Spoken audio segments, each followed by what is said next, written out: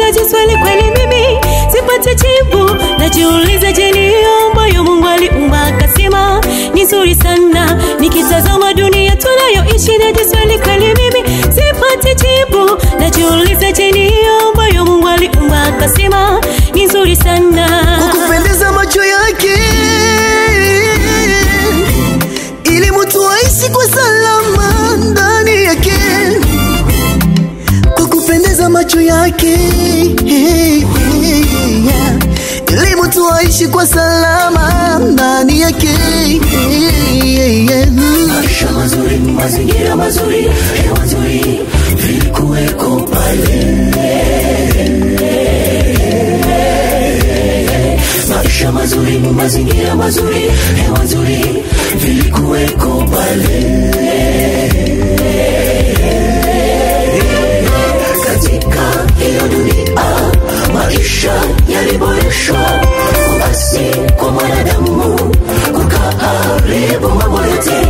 Udongo ukalaaniwa, miiba ikaota, mateso yakaanza, magonjwa, shida na kadhalika.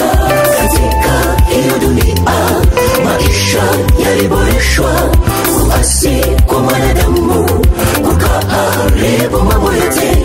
Udongo ukalaaniwa, miiba ikaota, mateso yakaanza, magonjwa, shida na kadhalika.